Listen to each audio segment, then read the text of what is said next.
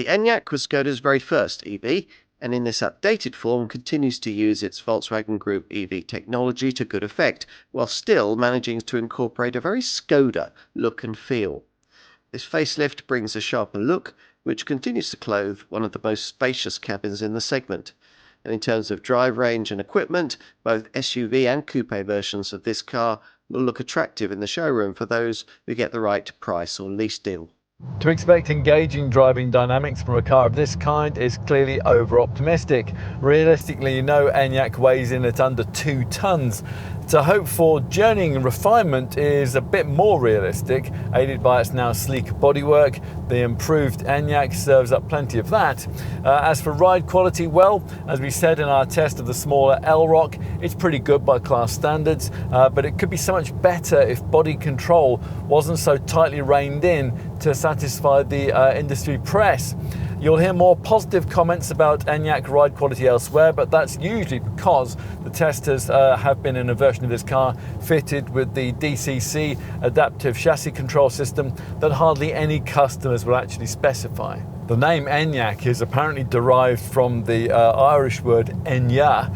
That means source of life. Now the source in this case is the same two-way choice of 63 and 82 kilowatt-hour battery packs, which power the mainstream versions of all the other mid-sized VW Group EV crossovers using this conglomerate's bespoke MEB electrified platform. These are also pretty much the same as the packs that are used in the earlier versions of this model, as are the electric motors that they power. The smaller 63 kilowatt-hour battery pack, which can't be had on the coupe version of this car, features in the base 60 model, allied to a 204 PS motor, which takes you to 62 in 7.8 seconds, or if you're more restrained, offers up a range of 268 miles. Here we're trying a mid-level 85 model with the larger 82 kilowatt-hour battery pack, which works with a 286 PS motor, and that combination delivers a sprint time of 6.5 seconds and a range figure of up to 359 miles. Further up the lineup lie the 82 kilowatt-hour all-wheel drive dual motor variants, the 85X model with 334 miles of range, and the top VRS model, which offers 304 PS, 0 to 62 in 5.2 seconds, and 347 miles of range. Since your budget probably will restrict you to a single motor model, that's what we've opted to try here. In case you're not familiar with VW Group engineering in an EV of this size, it's really worth pointing out that unlike quite a few of its rivals, the motor in question sits on the rear axle rather than on the front one, which prior to this Enyaq's introduction was a format that we hadn't seen in any Skoda since the 70s.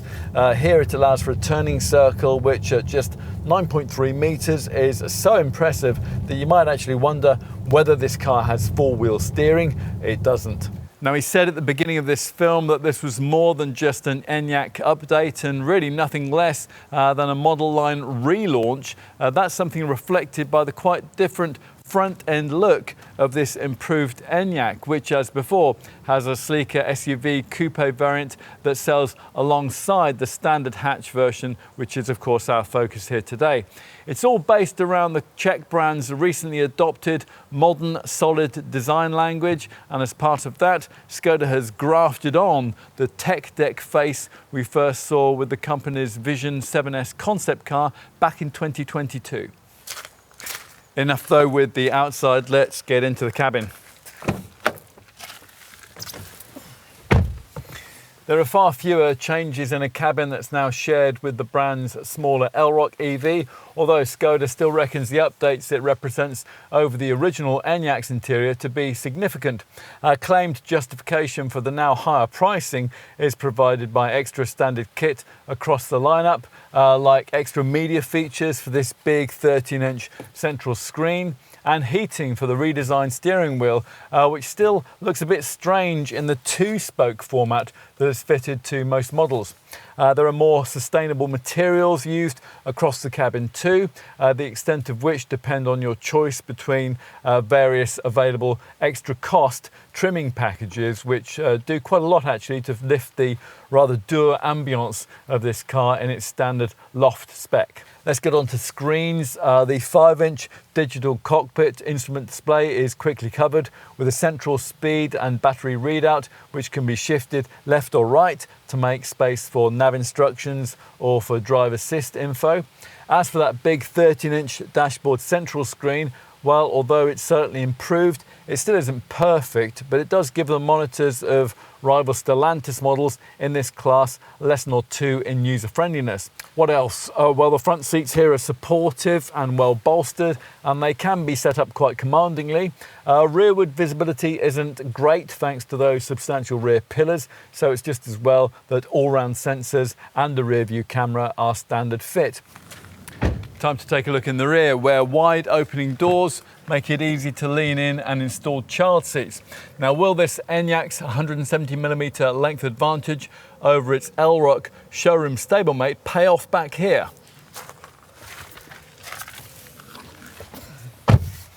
Well, no, not really. The gains in leg and headspace that this Enyaq enjoys over its smaller sibling aren't especially noticeable, and few will feel that they alone justify this larger model's significant price premium.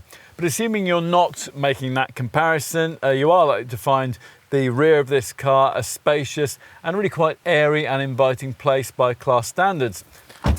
Let's finish with a look out back, which is where you'll have to store everything because unlike some of the segment rivals here, this Skoda can't offer an underbonnet frunk.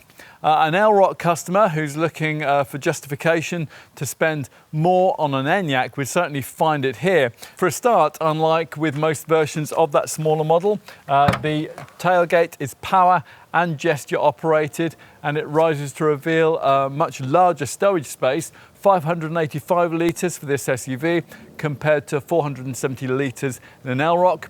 The Enyaq Coupe boot is nearly as spacious, rated at 570 litres. One of the few things that really disappointed us about the original version of this model was its very feeble DC charging speed.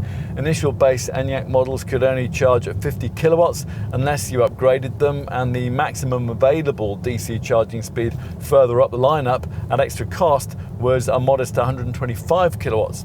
We weren't the only commentators to criticise this, and Skoda did move to enhance things soon after, but not enough it seems. The 85 model we're trying today, DC maxes out at just 135 kilowatts, one of the segment's lower figures.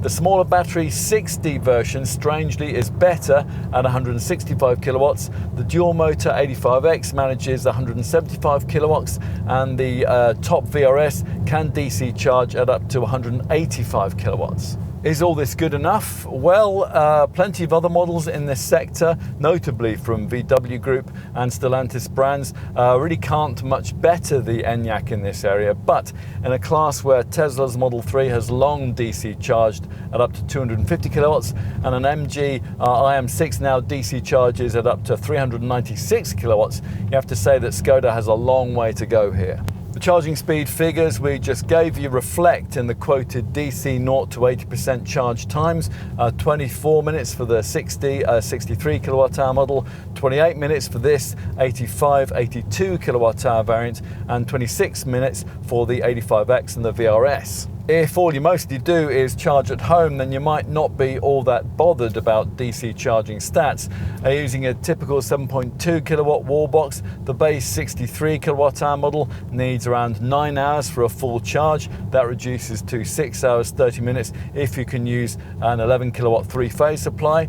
This 82 kilowatt hour model and the top two dual motor variants need quite a lot longer, 12 hours from a 7.2 kilowatt wall box, or 8 hours 15 minutes from an 11 kilowatt supply. In summary then, the changes made here might not be enough to sustain class-leading sales, but they are certainly sufficient to keep this Enyaq as a car you simply can't ignore if you're shopping in the mid-sized EV segment. Of all the VW Group engineered EVs in this class, it's probably still the one that family folk should turn to first. And that continues to make it A very important player indeed.